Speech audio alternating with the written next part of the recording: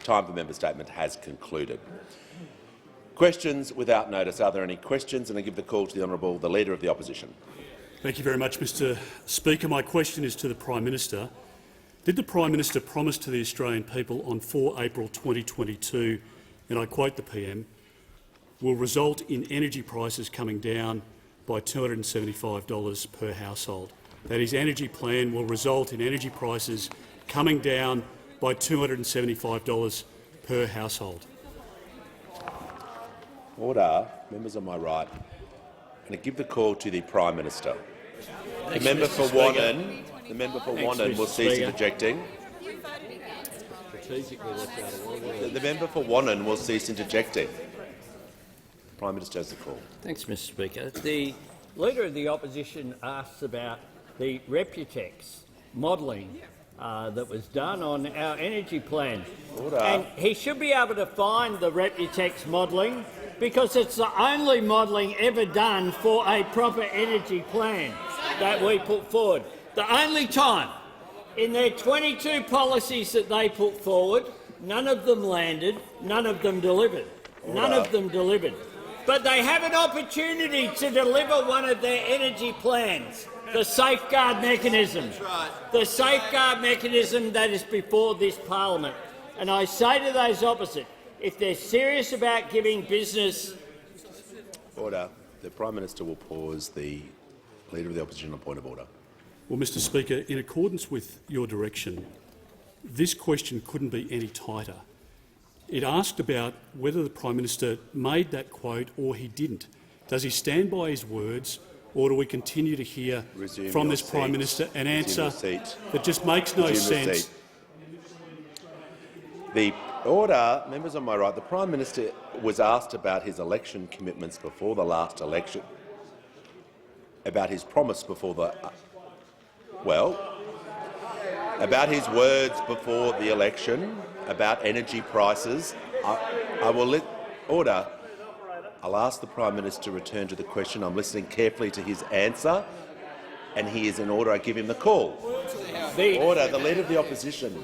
The more pathetic the question, the louder the interjections. The Prime Minister will the continue. more pathetic and weak they come in here. They spent all last week talking about super. Where is it? The sounds of silence. The sounds of silence. Art Garfunkel had nothing on this mob over there. The sounds of silence is what we hear from those opposite when it comes to their big issue that they were going to make. So instead they go back with half quotes, half statements, because it shows their dishonesty. It shows their dishonesty because those opposite do have an opportunity, though, to vote for their policy on energy. They have an opportunity to vote for the safeguard mechanism. I encourage them to do so. Give the call to the member for Parramatta. My question is to the Prime Minister. Why is Australia's relationship with India so important, and how will the Prime Minister's upcoming trip to India advance Australia's interests? Give the call. Order. Give the call to the Prime Minister. I thank the member for Parramatta for his question, for also his ongoing engagement with his diaspora community there in Parramatta, one of Australia's largest. India is indeed a key strategic partner. We have a rich friendship underpinned by shared democratic values, bonds between our people and an affectionate but fierce sporting rivalry which will be resumed later this week. The Barghese report about the relationship with India is a very significant one, but it should not be left on the shelf. What we need to do is to make sure that we continue to develop the relationship. And indeed, one of the first things that I did as Prime Minister was go to the Quad Leaders meeting in Tokyo and meet with Prime Minister Modi, and I look forward to, later this week, meeting with Prime Minister Modi for the third time, along with our Trade Minister and our Resources Minister, and more than 25 business leaders including significant leaders of the resources sector, the education sector, the IT sector and communications, transport sector, are all travelling as part of that delegation. India is Australia's sixth largest trading partner, but there is so much potential for so much more. Creating Australian jobs, helping our industries prosper, sparking growth and innovation. Renewable energy will be a focus of this visit. India's ambitious goals of 50% renewables and 30% electric vehicles by 2030 provide an opening for Australian manufacturing and resources. And our relationship with India is vital from a security perspective as well. Our defence links are growing. Australia will host Exercise Malabar for the first time this year. We will welcome Prime Minister Modi to Australia for the Quad Leaders meeting in the first half of this year, joining with the leaders of Japan and the United States in promoting a free, fair and rules-based order and a stable and balanced region. I really look forward to the visit. The first time I went there was with a backpack in 1991, catching buses, hitching rides, catching trains. It'll be a lot different this time, I suspect.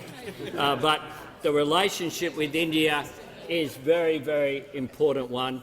The Indian diaspora is one of Australia's largest growing. They make an enormous contribution here, and it is wonderful that Indian students are once again returning to our educational institutions, and we have some significant announcements about education and those relationships, how we can strengthen them, benefiting our economy, but also benefiting those people-to-people links. No relationship is better on a phone or on a Zoom call than it is in person-to-person relationships.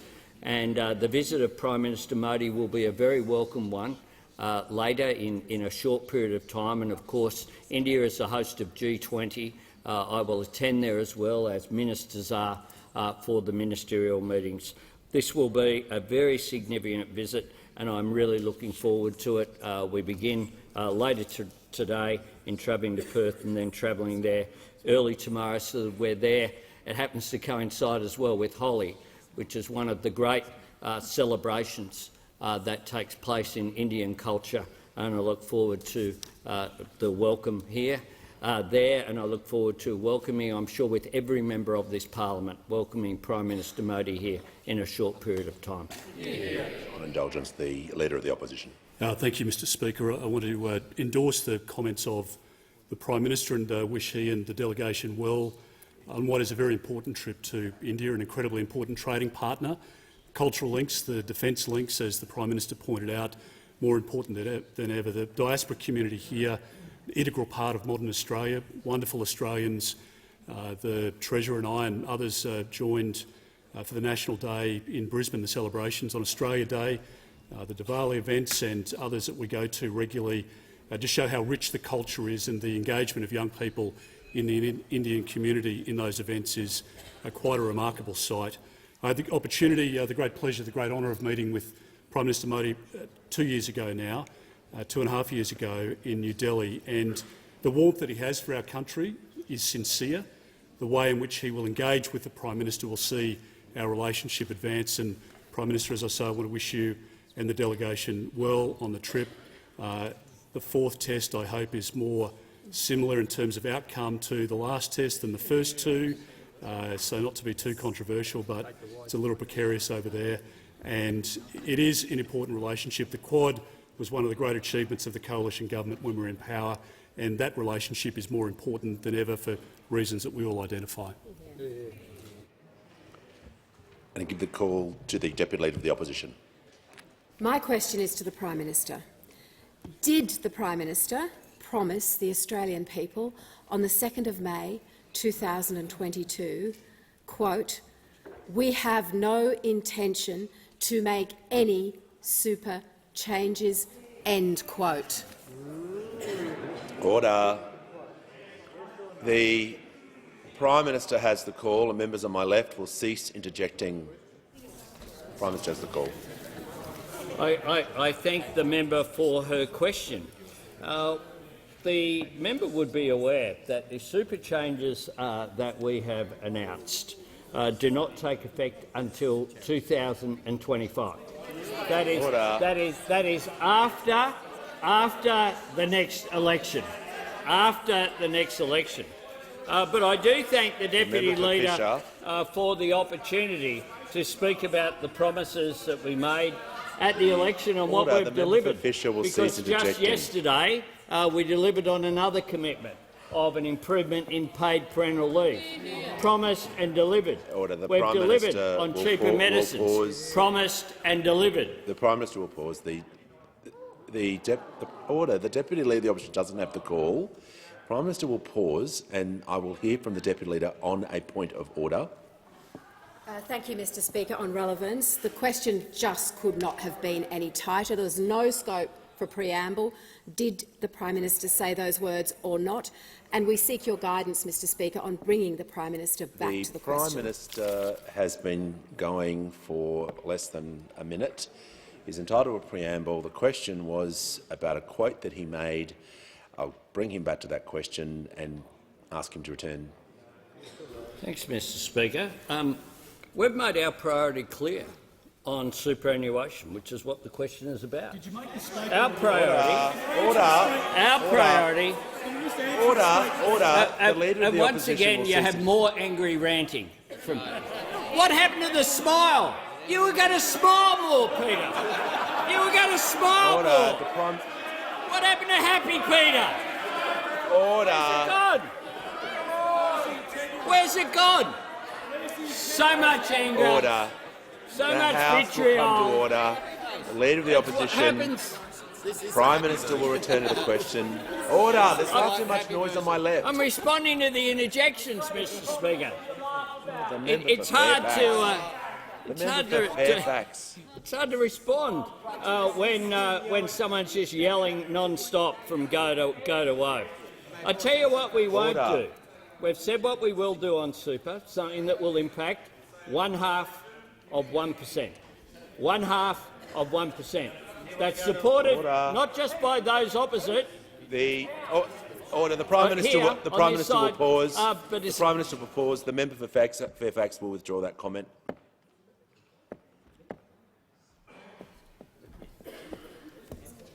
I withdraw. Prime Minister will continue. Thanks, Mr Speaker. We're a government for all Australians. They are a government for 0.5% of Australians. And I encourage them to go to the wall for that 0.5%. I encourage the Leader of the Opposition to go to the Liberal Party launch on Sunday and to stand up and introduce Dominic Perrottet as the Premier of New South Wales and say that this is the hill they're going to die on. This is the hill they're going to die on. The order, when the House comes to order, I'll hear from the member for Boothby. Thank you, Mr Speaker. My question is to the Minister for Industry and Science. Why is it important that Australia is a country that makes things again? Is there any opposition to the government's plans to support manufacturing? I'll give the call to the Minister for Industry and Science. Thank you very much, Speaker. And I want to thank the member for Boothby for her question. And I also think it's important, if I may, Speaker, just to give a shout-out to a manufacturer in her electorate. Boothby is the home to Micro-X, a terrific manufacturer that makes portable X-rays. And I think we can all be proud of this fact. They sent some of these machines to Ukraine to help save lives over there. Well done to them. Please pass on our gratitude for their work. And it's a kind of know-how we need to back more and more. From the factory floor to the lab bench to boardrooms, Australian ideas matter.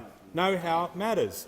It helps create good jobs, and particularly in terms of our manufacturing capability. We are committed as a government to revitalising Australia's industrial base, and the NRF will invest in our industry capability. It will address supply chain vulnerabilities. It will build sovereign capability, and importantly, it will help us stand on our own 2 feet again in a lot of key areas. A lot of great Australian manufacturers with great ideas on how to get things done. Because what comes from a country that makes things is good, secure work. And the nearly 900,000 jobs in manufacturing, 85% are full-time jobs. This matters to a lot of people. Now, unfortunately, Australia ranks dead last in manufacturing self-sufficiency in the OECD, and during the pandemic we learned firsthand about how vulnerable our supply chains were. We saw how we were under huge pressure. The products we expected to be able to get, we couldn't get. We need to be able to change that. The government's determined to learn the lessons. But those opposite, they've never really been there for manufacturing, either in office or now in opposition. A lot of this stuff happened under their watch when they were in government, and you'd think that they would have a unique understanding of how vulnerable those supply chains are. But no. And some of the quotes, too, from those opposite. I mean, the manager for opposition business and the shadow minister for science, he quoted the NRF as saying it's nice to have spending. Nice to have spending. What's nice to have? Do you think mRNA vaccines are nice to have, or PPE is nice to have, or rat tests are nice to have, or transport and defence capability is nice to have? Are well-paid and secure jobs nice to have? Because under the vision of those opposite, manufacturing seems to be an optional extra in an economy. It's not really the stuff that they want to be able to fight for or support or invest, but it's not what we want to see. I mean, I get that the Liberals don't support it. I'm surprised the Nationals don't understand how hard it is for regional businesses to get access to capital to grow, either through agriculture and manufacturing. I mean, this is incredible that the Nationals will be led by the Liberals on this. We will not stand for this. We will back manufacturing. Australia should be a country that makes things. Concluded. Before I call the member for Goldstein, I'm very pleased to inform the House that present in the gallery today are family members of former Prime Minister the Honourable Sir Joseph Lyons and former member of the House, the Honourable Dame Enid Lyons, including grandchildren and great-grandchildren, who generously gifted the Lyons family Bible to the Australian Parliament today. A very warm welcome to you all. And I give the call to the member for Goldstein. To the Minister for Communications. AFL fans and several players have declared they want gambling ads banned from screens. Ex-Collingwood great Nathan Buckley has challenged the government to lead, comparing today's gambling industry to the tobacco industry of old. With teenagers gambling online, knowing more about multis than the sport they're watching, will you read the play and ban gambling ads on TV and online? I give the call to the Minister for Communications. The Deputy Leader of the Opposition. I thank the member for her question and I acknowledge her continuing advocacy on this important issue. Mr Speaker, the government recognises the importance of gambling promotions being presented in a responsible manner. Whilst the Commonwealth responsibility in this sector is shared between myself and the Minister for Social Services, it is the communications portfolio which regulates the types of online gambling services that can be provided to Australians and for overseeing the gambling advertising rules for the broadcasting sector. For the benefit of members, Mr Speaker, the current rules relating to the scheduling and content of advertisements on TV are contained in the Co-Regulatory Broadcasting Codes of Practice. These codes are developed under the Broadcasting Services Act by industry groups in consultation with the Australian Communications and Media Authority. Generally, the codes prohibit gambling advertising during programs that are principally directed at children, and they limit when advertisements can be shown during live sporting events. The content of gambling advertisements is further governed by the self-regulatory codes of practice developed by the Australian Association of National Advertisers, and that includes its wagering code. Mr Speaker, this government is committed to ensuring harm minimisation operates within a robust legislative framework with strong consumer protections, including through the continued implementation of the National Consumer Protection Framework. A key part of the framework is consistent gambling messaging, which requires stronger messaging about the risks and potential harm of gambling in all advertisements. These new taglines will actually be implemented across all platforms by the 30th of March. Mr Speaker, the government recognises there is ongoing community concern about the harms associated with online gambling. It is timely that this parliament should consider what more can be done to address this issue. And that's why we have established an inquiry into online gambling and its impacts on those experiencing gambling harm, which has been conducted by the House of Representatives Standing Committee on Social Policy and Legal Affairs. The committee is considering, amongst other things, the effectiveness of the current gambling advertising restrictions on children's exposure to gambling products and services, amongst a range of other issues. And I can assure the House that the government will fully consider the committee's recommendations when it releases its final report. Give the call to the honourable member for Moreton. Thank you, Speaker. My question is to the Minister for Housing and Homelessness. How are the Albanese Labor government's housing reforms improving the supply of affordable rentals for Australians, and what are the risks of these reforms not passing the parliament? Give the call to the Minister for Housing, Minister for Homelessness and the Minister for Small Business. Thank you, Mr Speaker, and I thank the member for Moreton for his important question, because he knows, like all of us on this side of the House, that too many Australians are making tough decisions around the kitchen tables. We know that many are struggling with increasing interest rates and, of course, rising rents, and we've all seen the data today. Indeed, too many Australians are paying the price from the former government that did very little when it comes to social and affordable homes. The former government that didn't believe the Commonwealth had any role to play in addressing the housing needs of Australians that need it most.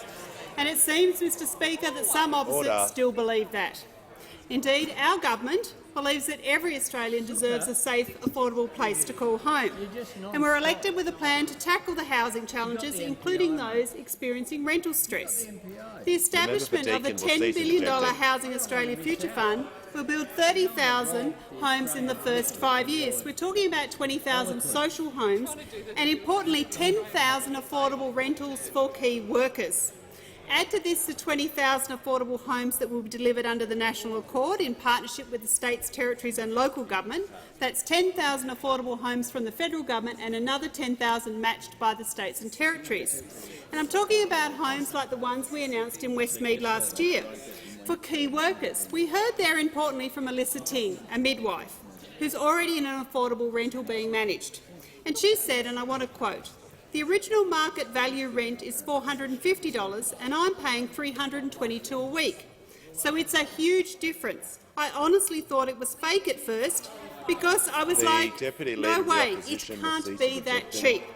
We know that there are thousands of people currently struggling with increasing rents, and we know that our reforms and the Housing Australia Future Fund will make a real difference to thousands of people around the country today. Indeed, I'm pleased our legislation has received such strong support from many in this place, on the crossbench and, of course, the member for Bass, and they know it's providing national leadership on affordable housing. Or as National Shelter has said, it provides, and I quote, "a strategic approach to housing policy that's been lacking for some time." Indeed, I'm astounded that those opposite continue to be opposed, that they continue to say no to building more homes for rentals for people like Alyssa. They're saying no to building more homes for women and children fleeing family violence. They're saying no to building more homes for older women at the risk of homelessness. And they're saying no to building more homes to veterans at risk of homelessness, Mr Speaker. They continue to say no on a reform that we made to the people prior to the last election. Our ambitious housing reform will deliver on our policy to the Australian people. Give a call to the honourable member for Petrie. Thanks, Deputy. Thank you, Mr Speaker. My question is to the Prime Minister. Did the Prime Minister promise the Australian people on the 1st of May 2022 in Perth, and I quote, "Labor has real, lasting plans for cheaper mortgages"? Give a call to the Prime Minister.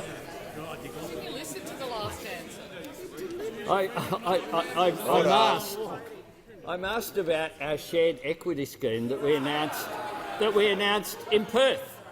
And a shared equity scheme is that's the hint. It's shared and there's equity. So instead of having 100% of the mortgage yourself, you have a shared equity scheme such as has operated in WA for a long period of time of 10% or 20% or 30%. That's the way shared equity works, and that's why the New South Wales government implementing one. That's why the WA government has one. Prime Minister will pause. I'll hear from the Prime Minister has concluded his answer and will move. Order. Order. Members on my left are interjecting far too often. If this continues, a general warning will be issued. I give the call to the member for Blair. Thank you, Mr Speaker. My question is to the Deputy Prime Minister. How is the Albanese Labor government cleaning up the mess left by the former government when it comes to our greatest defence capability, our defence personnel? Give the call to the Minister for Defence and the Deputy Prime Minister. Well, can I thank the member for his question and acknowledge his significant contribution to the defence policy of our government. Order. Mr Speaker, on the 10th of March last year, the former government, led by the member for Cook along with the Leader of the Opposition, announced an increase in our Defence Force personnel of 18,500 by 2040. The announcement was made at Gallipoli Barracks in Brisbane with all the hoopla in tow. The member for Cook described this as the single biggest peacetime build-up of our Defence Force in our nation's history. And he said, and I quote, "It's not just about the dollars you invest or the support you provide, it's the instinct that you have." The instinct that you have. You can almost hear him saying it, because for those opposite, it was all about the vibe of the thing. They really were the Dennis Denuto of defence policy. There was not a photocopier in Russell that was safe. And when it came to national security policy, they were about as convincing, because this was an announcement without a skerrick of delivery. But when you look at their record in government and the legacy which they left us, it could not have been more different. In 2020, the Defence Strategic Update rightly observed that Australia now sat within the 10-year threat window, an important observation to make. But they did nothing about it. In fact, they put the Defence Force on a slide. From that moment on, the Defence Force reduced in size. During the time that the Leader of the Opposition— Order. The Deputy Prime Minister will resume his seat. The member for McEwen. The member for Fisher.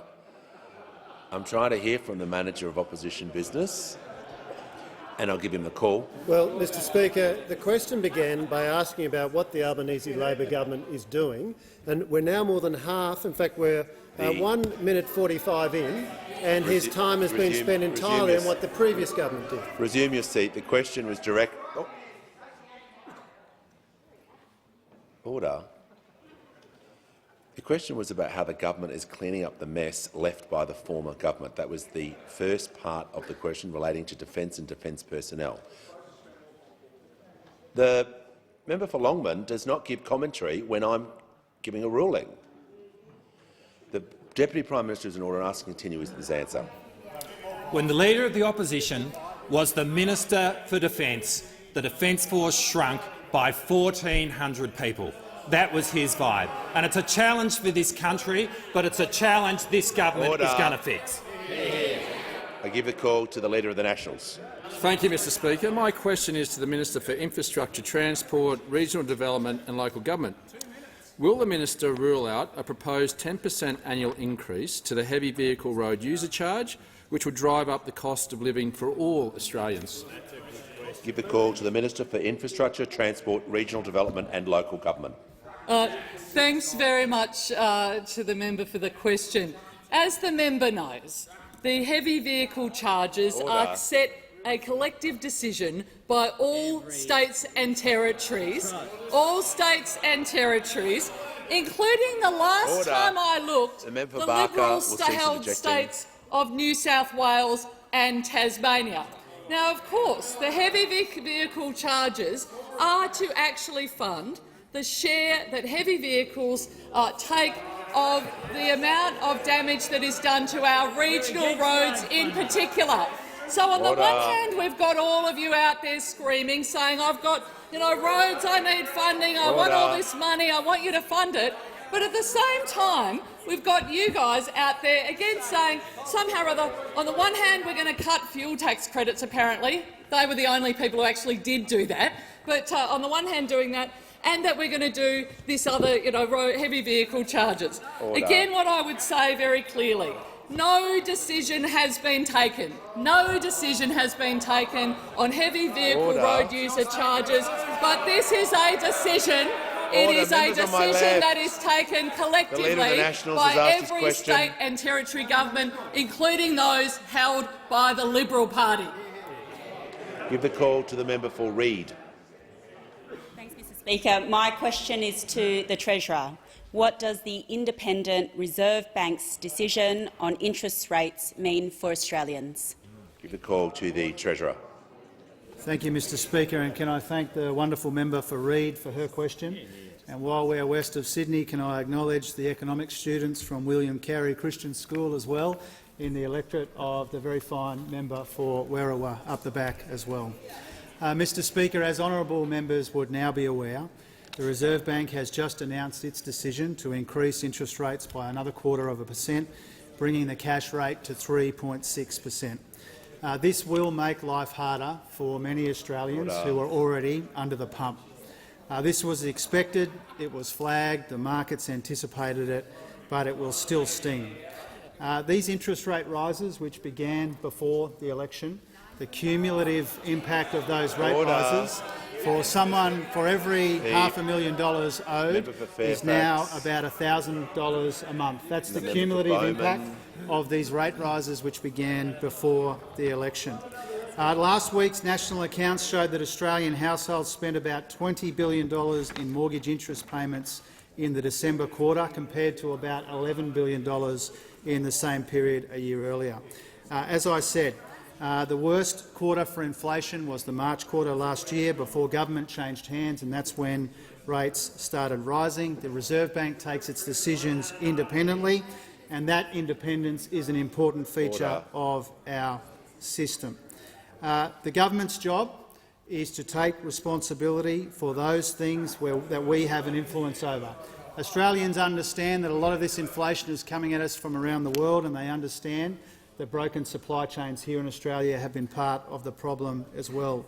And so we take responsibility for working through this inflation issue in a responsible and a methodical way to address inflation in the ways that we can. And our three-point strategy is all about, as we've said before, cost of living relief, repair of supply chains and restraint in the budget.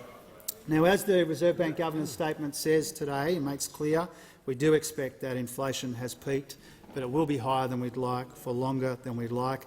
That's why our cost of living relief is targeted and responsible, so that we make life a little bit easier for people but don't add to inflation. Making early childhood education cheaper, making medicines cheaper, building more affordable housing, providing help with energy bills and getting wages moving again. Now, Mr Speaker, when Australians are doing it tough, and there is $1 trillion in Liberal Party debt left to Australian taxpayers, our highest priority is cost of living relief in a more responsible budget. When Australians are under the pump and interest rates are rising, the highest priority of those opposite is borrowing more so that ordinary people can subsidise bigger tax breaks for people who already have tens of millions of dollars in super. Give the call to the member for Hume. Thank you, Mr Speaker. My question is to the Prime Minister. Under the Albanese government, interest rates have now gone up 9 months in a row. Economists and the RBA say there are more rate rises to come. Westpac Chief Executive Bill Evans says it's going to be a very tough time. There's a lot of pain out there. Why, when Australians are already doing it tough, is the Prime Minister's only answer to break promises and raise taxes? Give the call. Order. Give the call to the Prime Minister. Bigger tax breaks for people with millions of dollars. Thanks very much, Mr Speaker. The Shadow Treasurer, who refuses to ask a question of the Treasurer, even in the context of Reserve Bank making the decision independently that they did, exposes the disingenuous nature of the question by refusing to acknowledge that interest rates began to rise on their watch. On their watch. And they talk about the rate that's now 3.6%, but it was 6.75% when this bloke was the Assistant Treasurer of Australia. 6.75%. Now, is 6.75 more or less than 3.6? Order. More. Member for Deakin. And those opposite are so disingenuous. The Shadow Treasurer who asked the question said as recently as last September, it is very clear the world has changed dramatically. Even in the past few months, we've seen a rapid shift to an inflationary environment. Interest rates are bucking decades of downward trends. That's what he had to say. That's what he had to say. And then, before we even get in, the change in 2025 that we've envisaged on super, that the Shadow Treasurer was asked repeatedly by David Spears on Insiders to say that it was a bad policy and he couldn't bring himself to do one because it's precisely the policy that he backed. When the changes went through in 2016-17. They know frauds when they see one. Those opposite help create problems with supply chains that have fed into inflation. The Reserve Bank Governor has said that half and up to two-thirds of the inflationary pressures in our economy are about supply chains. Those opposite are coming in here and voting against the National Reconstruction Fund, which will assist with the supply chain issues that we're confronting. They also came in here and voted against the relief that was provided for in December, that $1.5 billion of energy price relief. They opposed the measures that we put in place for pharmaceuticals that came into place on January 1. They're against the childcare reform that we put in place on July 1. But what they did the last time they had an opportunity to have a budget, what they did was pour massive amounts of money into the system that all ended once people— The Prime Minister's time has concluded. Order! Give the call to the member for Robertson. Thank you, Mr Speaker. My question is to the Minister for Health. Why is it important to make medicines cheaper for Australians? Give the call to the Minister for Health and Aged Care. Speaker, and I thank the member for Robertson for his question and also for hosting me and the member for Dobell last week, along with Dr Ian Charlton, a great GP in the Central Coast, to announce the expressions of interest opening for the 14 urgent care centres that we've promised to deliver this year in New South Wales. I also know, Mr Speaker, just how hard the member for Robertson campaigned on a promise to deliver the people of the Central Coast cheaper medicines at the election last year. And, Mr Speaker, we have delivered on that promise. In July, we slashed the safety net threshold for millions of pensioners and concession card holders by 25%, so that now, across a year, on average, pensioners and concession card holders will pay no more than $5 per week for all of their medicines needs, no matter how many medicines they take. In September, we cut the price of more than 2,000 brands of medicine, delivering $130 million back into the pockets of hard-working Australians. And in November, the Minister for Social Services delivered on our promise to give more self-funded retirees access to a seniors health card that would give them access to cheaper PBS medicines and bulk bill GP visits. And the member for Social Services has reported that already more than 10,000 self-funded retirees now have a seniors health card in their wallet who didn't have that before November.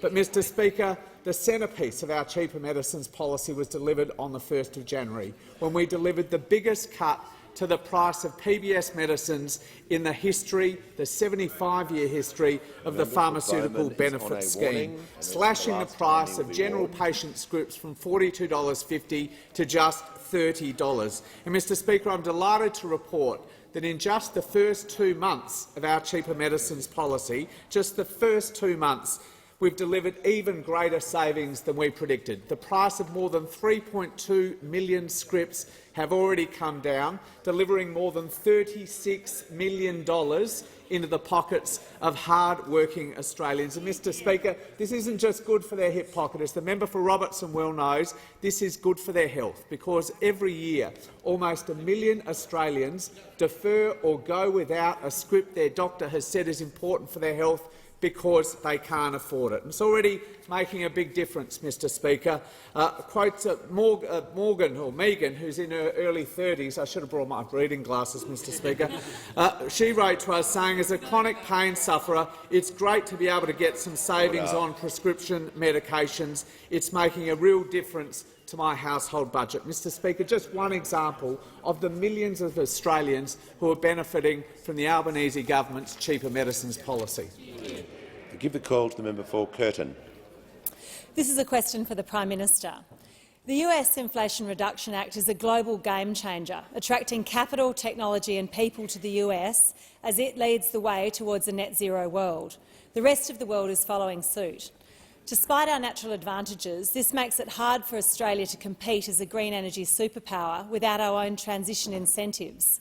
To ensure we don't miss the boat on massive future export opportunities like green hydrogen, will the government respond boldly to the Inflation Reduction Act?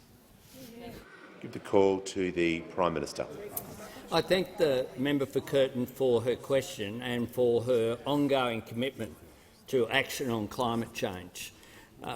She is quite right to identify the Inflation Reduction Act as not only the most significant act ever passed by the United States to deal with the challenge of climate change. It will also have an impact around the world, and it's something that the Minister for Energy is very conscious of as well. Because there are such strong incentives to attract capital to the United States to build manufacturing, including in solar panels and batteries and other necessary infrastructure which is required, it will, in a global economic environment, mean that it is harder, or it means that we're competing to attract that capital here in Australia. And that's one of the reasons why the government is responding as we are, with the safeguard mechanism to provide that certainty for business to invest going forward. But it's also part of the frame that we promised back in 2021, re the National Reconstruction Fund.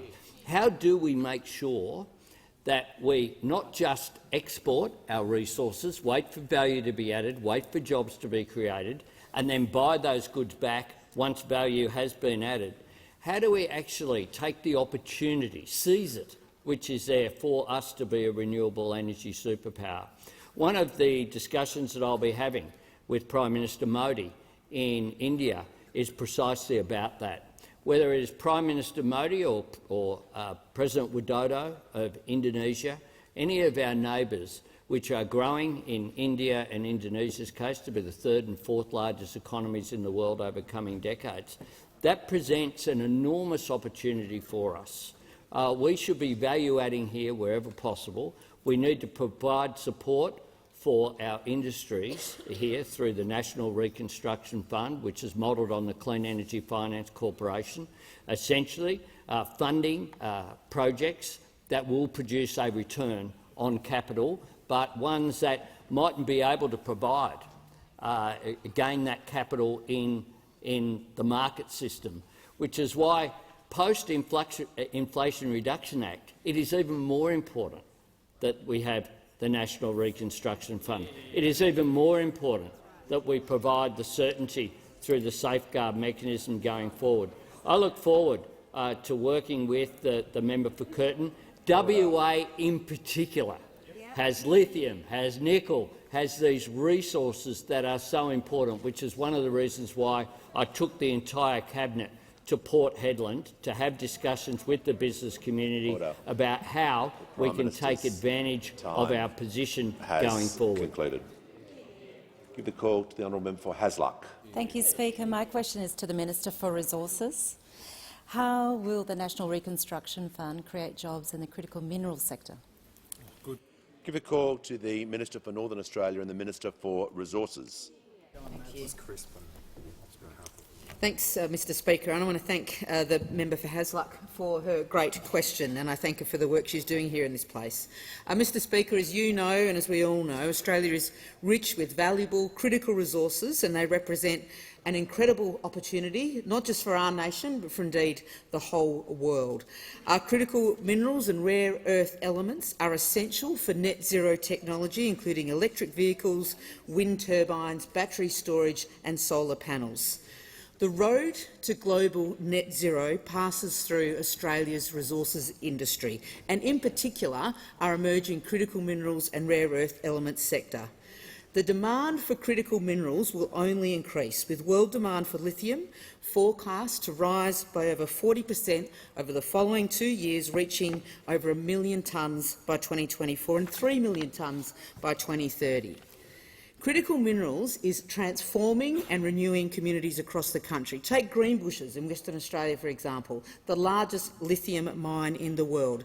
Also, Western Australia's oldest and longest operating mine. It used to mine for tin. It's seen its ups and downs in the economy and the use of tin, but now lithium mining is supporting that community once again as the world demand for lithium creates more jobs. Critical minerals presents an unmissable opportunity for our nation, one that this government will not let pass by. Mining creates jobs. We know that. There are over 270,000 jobs in the resources sector across the country. Minerals processing and adding value to what we mine creates jobs. The NRF and the Value Adding and Resources Fund will create jobs. Taking our critical minerals and rare earth elements along the value chain will create jobs that are high in value, in high-tech industries and are well-paid, and they will help the world decarbonise. And what do those opposites say? Well, they say no. This government, through the $1 billion Value Adding and Resources Fund as part of the $15 million National Reconstruction Fund, will ensure a greater share of our raw materials are processed here. We seek to support businesses that will secure capital that will allow them to expand their workforce, create jobs. That's what we want to do in this country, bringing manufacturing capability back and ensuring we process more minerals here. This government was elected on a mandate to secure the National Reconstruction Fund and the Value Adding and Resources Fund. Those opposite say no. Mr Speaker, it is absolutely inconceivable that those opposite oppose a job-creating, nation-building legislation. They used to support the critical minerals facility, they used to support the critical minerals industry, but now they just say no. Well, it's not good enough. We will create a critical minerals industry. Has concluded. I give the call to the member for Moncrieff.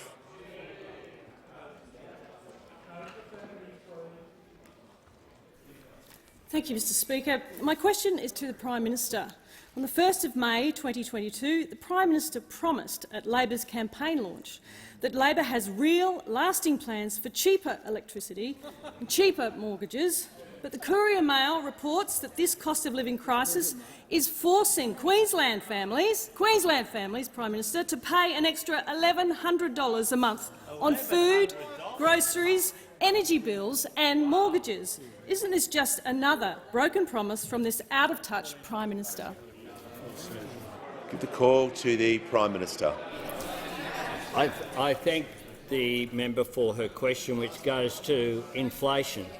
And it is true that inflation is a global phenomenon that has arisen because of post-COVID, because of supply chain issues that occurred during the global pandemic and then were exacerbated by the Russian invasion of Ukraine.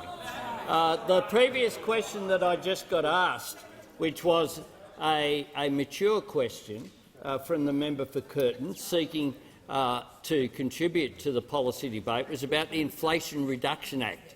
It's called the Inflation Reduction Act in the United States because there's higher inflation than there was before the pandemic, and that, I must say, than there is here as well in Australia. Order. In a global economy, we are not immune from the global impact of inflation. Now, for those opposite who like to profess themselves as free market capitalists, to not understand that is quite extraordinary. Perhaps they're arguing that we should have a completely closed economy, Soviet-style, that doesn't link up with global markets and global economic trends, because that is essentially the assumption behind the direction of the questions in which they are going. Fortunately, in Australia we have some structures, thanks in part to the reforms of the Hawke and Keating government, that do ensure that we're connected with the global economy. And the RBA governor had this to say just last week. Most advanced economies are in a similar position to Australia and have responded with higher interest rates, in some cases to a level substantially higher than that in Australia. Our assessment is that inflation is likely to have peaked around the end of 2022 and will now start declining. And you don't have to even believe the Reserve Bank governor if we're against him, apparently those opposite these days, but they perhaps can listen to the Leader of the Opposition, who had to say this in May 2022. Nobody wants to see interest rates go up, but it's a reality of a world where there's inflation. You know that term? A world where there's inflation.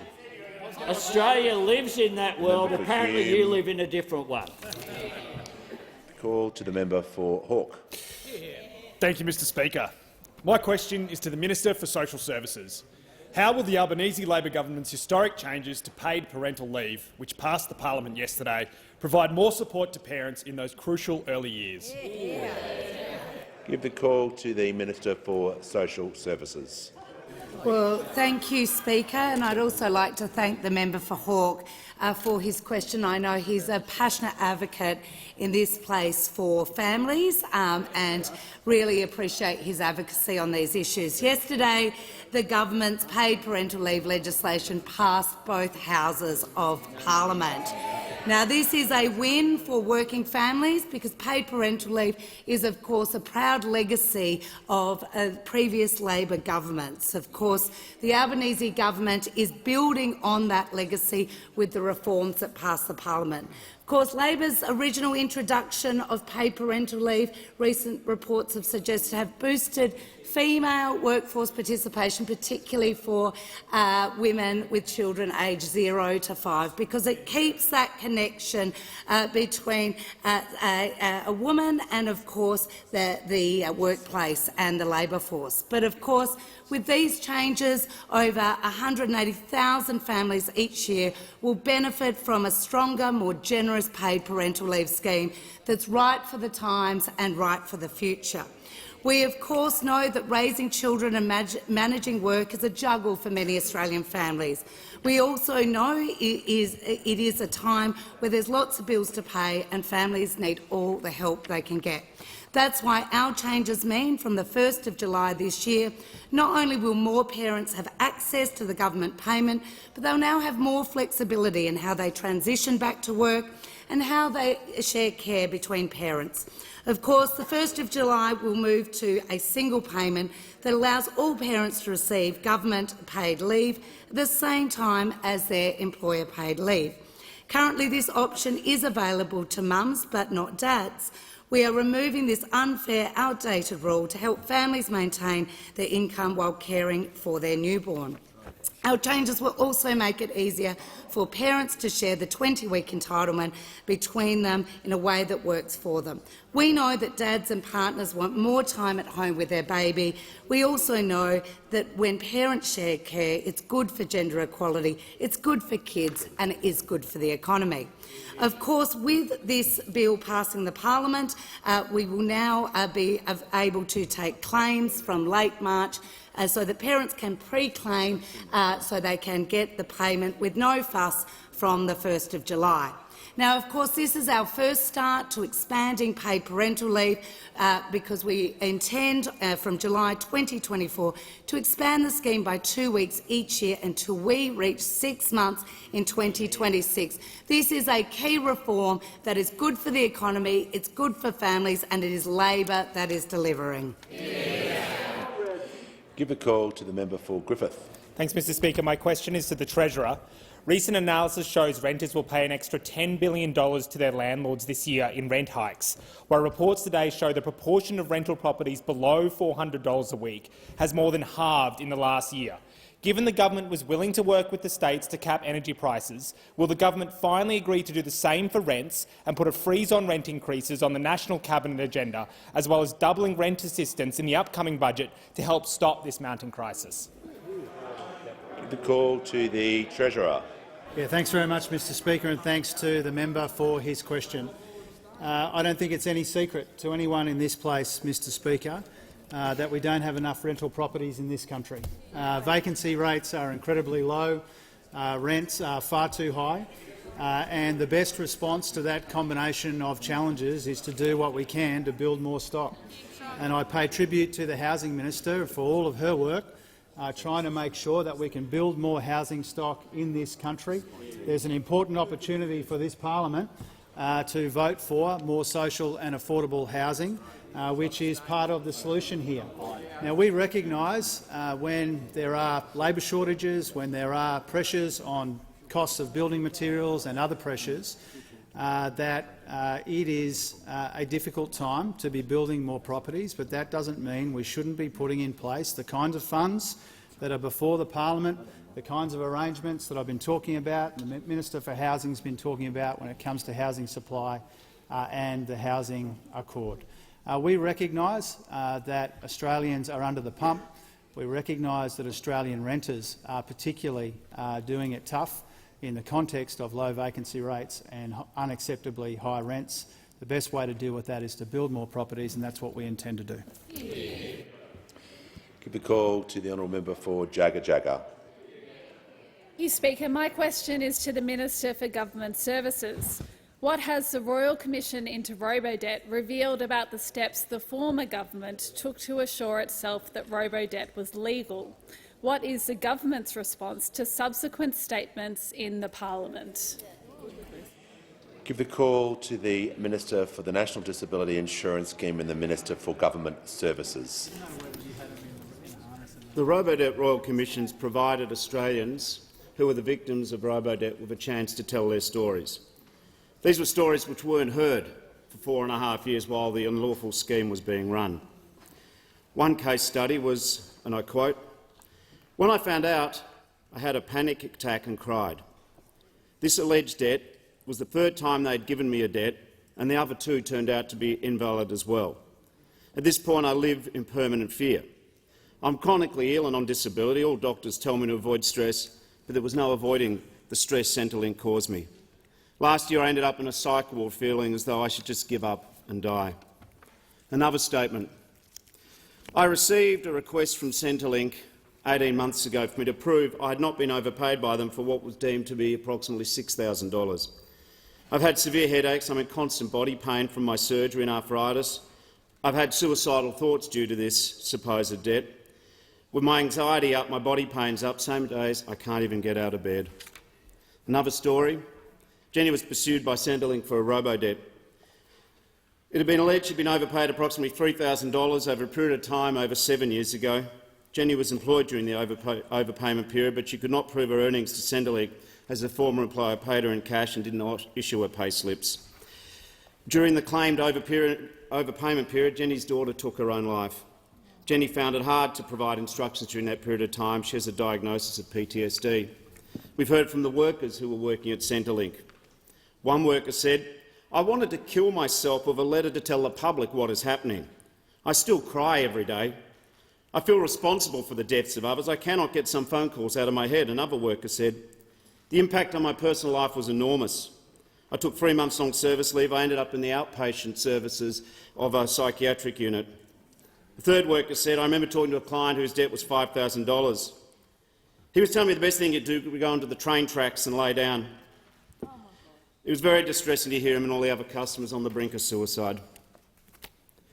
This is why the Royal Commission is occurring. But at the end of question time yesterday, the member for Fadden gave a personal explanation to the House.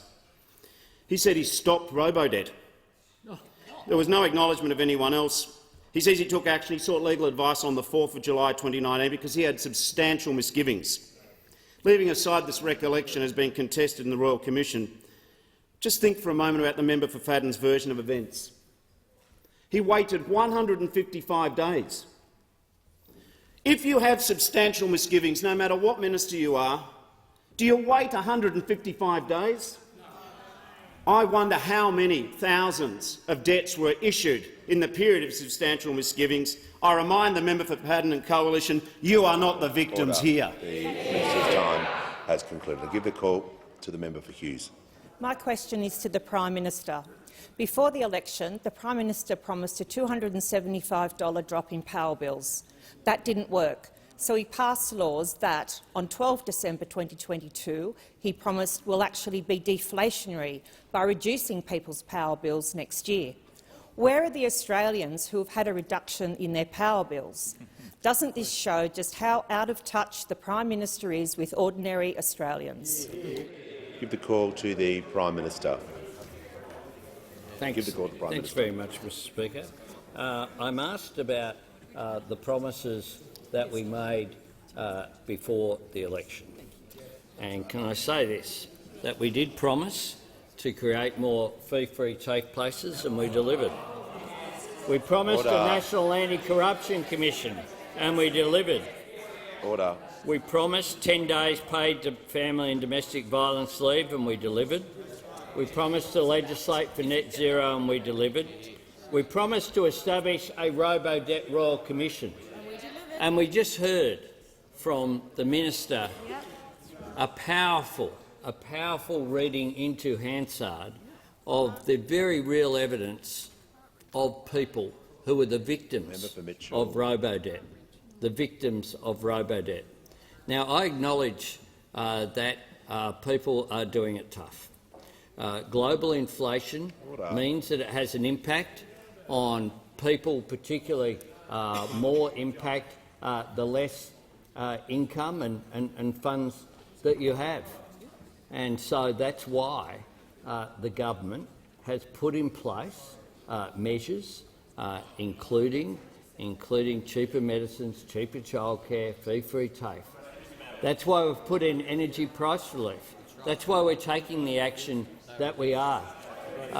That's why we have a responsible budget policy of relief, repair and restraint, because we want to take pressure off inflation. But those opposite stand in the way of all of the measures that we are putting in place. Order. The Prime Minister has concluded his answer. I'll give the call to the member for Bruce. Thank you, Mr Speaker. My question is to the Minister for Infrastructure. The previous government allocated 83% of its urban congestion fund to Liberal and National-held electorates. Is congestion only an issue in seats that vote for the Liberals? How is the Albanese government doing things differently? Order. I give the call. Order. Order. The members on my left will cease interjecting before a minister even gives an answer. Give the call to the Minister for Infrastructure, Transport, Regional Development and Local Government. Thank you very much, Mr Speaker, and I thank the member for Bruce for his question and commend him on the great work that he's doing in this space. Well, last week we saw hearings into the previous government's Urban Congestion Fund. And when it comes to mismanagement of infrastructure investment, the Urban Congestion Fund, including the now infamous Commuter Car Parks Fund, are up there with the worst of the worst. This was a $48 billion fund that allocated 83% of its funding to Liberal-held seats. Now, I know those opposite like to say they should get all the regional funding because they try and claim they've got all the regional seats. Now they're saying they've got all the city seats as well, all the city seats they hold. It was meant to be, of course, a fund that targeted congestion across cities across the whole of the country, but 136 of the projects, of the announced projects, were all in Liberal-held seats, with only 26 in Labor-held seats. And if you looked at those figures, you'd think that Australia's most congested roads are only located in those that vote for the Liberal Party. Well, really, there's no congestion in the west of Melbourne. Ipswich and Logan are a haven for traffic-free roads. We've got Parramatta and Blacktown and Punchbowl and Cabramatta, a 10-minute commute from there, apparently, as if, really. No matter where Australians live or who Australians vote for, they deserve to have their projects assessed on merit. This fund, frankly, was nothing short of a mammoth slush fund ready to be pulled out to prop up the election prospects of the Liberal Party. That is not what infrastructure investment is for. It's why our government has been working its way through trying to clean up the mess left by those opposite. Now, we've seen this particularly. Not only did they actually politically target this investment, we've also seen that it has been massively underfunded, and we've seen that particularly in the seat of Aston. 3 projects, $50 million to upgrade Napoleon Road, 50 to Dorset Road, 110 to Wellington Road. But the problem was to actually deliver those projects, $1.3 billion to actually build those projects. Now, I see the Leader of the Opposition's going around saying, oh, well, that was just the way it's profiled, it's always done like that the money's somehow there, as though there's this magical ATM in the sky. You've left a $1 billion hole because of underfunding of these 3 projects alone. So not only have you left us with $1 trillion of Liberal Party debt, you've left us with project after project after project, including in the seat of Aston, that you never intended to deliver, that simply cannot be funded because the money is not there unless you pull it from the magical ATM in the sky that the former Assistant Treasurer somehow thinks is there available for us all. Order. Keep the call to the honourable member for Sturt. Thank you, Mr Speaker. My question is to the Prime Minister. On the 1st of May last year, the Prime Minister promised that, quote, Labor has real lasting plans for cheaper electricity and cheaper mortgages. But according to the Resolve Political Monitor, 2/3 of Australians say higher prices and interest rates are having a serious impact on their households. Isn't this just another broken promise from this out-of-touch Prime Minister? Give the call. Order. Give the call to the Prime Minister. I thank the member for Sturt for his question, and I certainly understand that people are under pressure from the impact of inflation. The Reserve Bank understands that. The global impact of every advanced economy in the world understands that. Whether it's the United Kingdom, the United States, Europe, we're suffering from higher inflation than had occurred previously, pre the pandemic, and that's being exacerbated by the higher energy prices that are coming as a direct result of the Russian invasion of Ukraine. That is having an impact. But I say to the member for Sturt that his constituents would be very grateful if he had voted for the energy price relief plan of $1.5 billion. $1.5 billion. Because our responsibility, of course, is not just to identify problems. More importantly than that, it's to identify solutions. Identify solutions and developing practical problems. And that's why our energy price relief plan, our fee-free take places, our expansion of paid parental leave, our more affordable housing, our cheaper childcare, our cheaper medicine, all of these issues are aimed at taking pressure off families.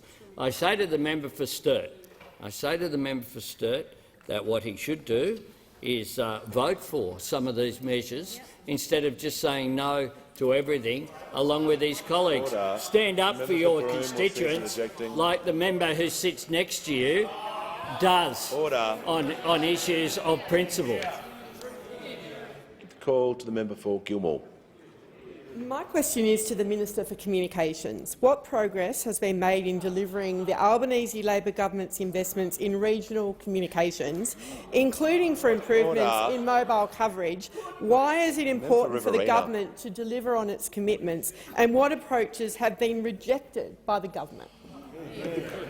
Order. The member for Riverina is excited but can just contain his enthusiasm.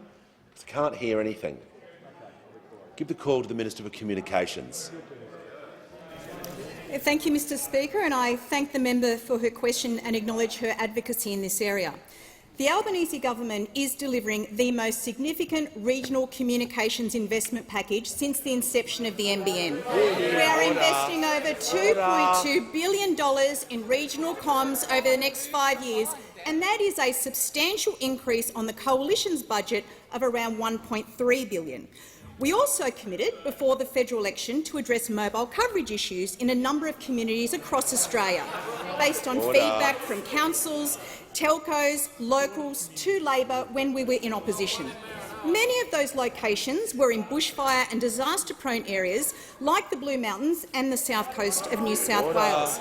Mr Speaker, these are at-risk areas that had not been addressed by the Coalition. They were our election commitments. We listened, we committed, and now we are acting.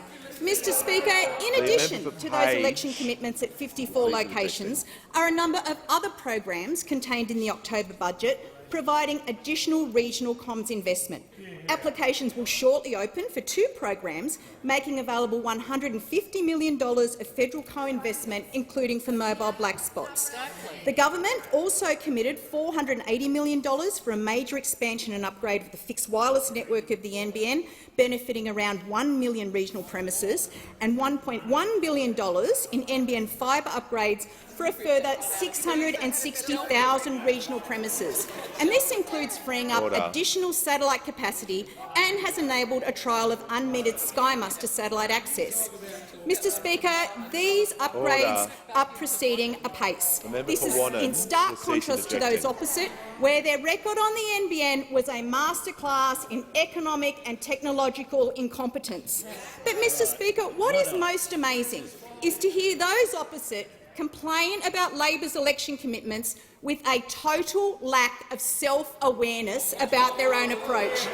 Mr Speaker, in the priority round of the mobile black spot program under the Coalition, you might wonder, out of 125 priority locations, 125, how many were located in Liberal and National seats? Out of 125, 124. 99.2% of the funding driven to Coalition seats. We will not be lectured to by this rabble, these mates of John Barilaro.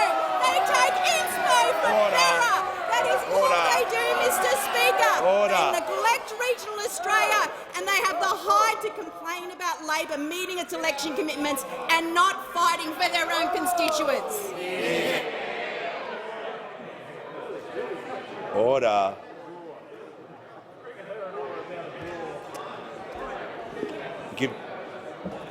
Order. When the House comes to order, I'll hear from the member for Monash. Thank you, Speaker. After that, I better go quietly. My question, the opposition question, is to the Prime Minister. Prime Minister, on April 30, 2022, the Prime Minister promised that Australians would be better off under a Labor government. Yet evidence before the Senate Cost of Living Committee has revealed Coles, Aldi and IGA are reporting Australians are changing the way they shop because of government cost of living crisis. They're moving from normal brands to home brands and buying less beef, even moving from fresh food to canned food. Wasn't this just another broken promise from this out-of-touch government? The member for McEwen will cease interjecting. Give the call to the Prime Minister. Thank you. I thank the member for Monash for his question, and I also thank him for his support for our policy on super. I thank him for being genuine about understanding that people in his electorate, as is occurring around the country, are under real pressure.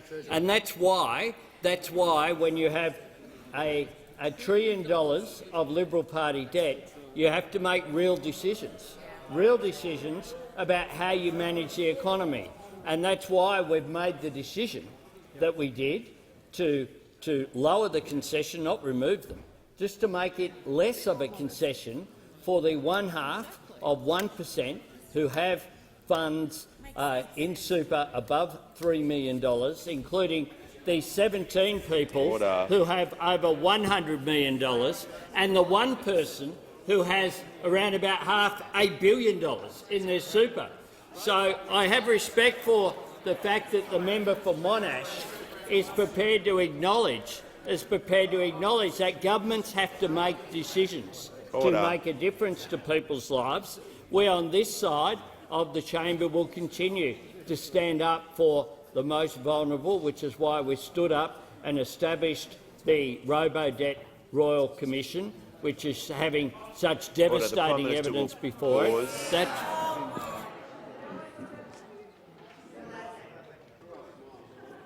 The Manager of Opposition is on a point of order. Mr Speaker, on relevance, the question is about cost of living. The Prime Minister has ranged over every possible topic and needs to come to the terms of the question. The question was about groceries and the price, the cost of living. I'm listening to the Prime Minister carefully and ask him to return to the question. Order. The Prime Minister has the call. And earlier today, I spoke about the cost of living for one of my constituents who was hit with a massive robo-debt bill, even though he, in his 20s, had contracted cancer. He had expended all of his sick leave and holiday leave. He then went to Centrelink and got a payment in order to get by, in order to buy food at the supermarket, in order to survive. And he got hit with a debt that he did not owe because of the system that was put in place for robo-debt by those opposite. So on top of having to deal with, in his 20s, chemotherapy and cancer, he had to deal with the pressure that was on him and the anxiety caused, which had an impact on his health. That is the real impact that people had. We on this side of the House understand that people are doing it tough. We will put in place practical measures to make a difference to them, but we won't be lectured by those opposite about dealing with the most vulnerable in our community while they continue to defend their robo-debt system but continue to stand up as well for the 0.5% who aren't saving for their retirement but are using the system in order to gain a significant benefit through a concession that those opposite acknowledged was not sustainable. The Prime Minister's time has concluded. Give the call to the member for Higgins. Thank you, Mr Speaker. My question is to the Prime Minister. How is the Albanese government taking pressure off families and building a better future for all Australians? How is the government working with the states to assist this? Give the call to the Prime Minister. I thank the member for Higgins for her question and for her outstanding representation. The finest member for Higgins I've ever seen, I must say, Mr Speaker. When the government was elected, we did say we would build an economy that worked for people, not the other way around. And we are working on this. We are taking pressure off families through cheaper medicine, cheaper childcare, expanding paid parental leave, more affordable housing, energy price relief and our fee-free TAFE places. We're also working to make employment more secure, because secure jobs give people dignity. They give them purpose and stability and connection to their community. We've acted to get wages moving again. Remember the minimum wage? Perhaps that has an impact on people buying things in the supermarket. Perhaps that $1 an hour increase has an impact, but it was opposed by those opposite. They said it would all fall down, the sky would fall down. That's why we're also committed to building up Australian manufacturing through our National Reconstruction Fund, our Housing Australia Future Fund, delivering housing for women and children escaping domestic violence, for veterans, delivering more emergency funding, delivering funding for housing to fix up some of the housing in remote Indigenous communities as well. But that's opposed by those opposite. We know there is more to do. We know that families are feeling under pressure, but those opposite just say no to everything that is put forward. They said no to the Housing Australia Future Fund. They said no to manufacturing jobs. They say no to power price relief for households. They say no to making super stronger for the future. They say no to even their own policy on climate change, the safeguard mechanism. They don't put forward amendments. They don't put forward improvements. They don't try to engage in serious policy debate. They just say no. They just say no. It's no wonder that the Leader of the Opposition has not appeared with the New South Wales Premier since last October. There's a force field around the New South Wales Premier. He's happy to appear with me, Mr Speaker. He's very happy to appear with me, as is the Tasmanian Liberal Premier, because when we're about getting constructive measures done, that is what we have done. I say this to the Leader of the Opposition. Don't miss out this Sunday. He missed out on the Victorian Liberal Party campaign, and look where that got them. Look where that got them. Don't make the same mistake twice. Get out there and back in. I'll miss the Liberal Party campaign launch, but I encourage the Leader of the Opposition to attend on Sunday to introduce Premier Perrottet, and I'm sure that will be a very successful thing. And on that note, Mr Speaker, I ask that further questions be placed on the notice paper. Order. Call to the Leader of the House with papers. Thanks, Speaker. Documents are tabled in accordance with the list circulated to honourable members earlier today. Full details of the documents will be recorded in the votes and proceedings.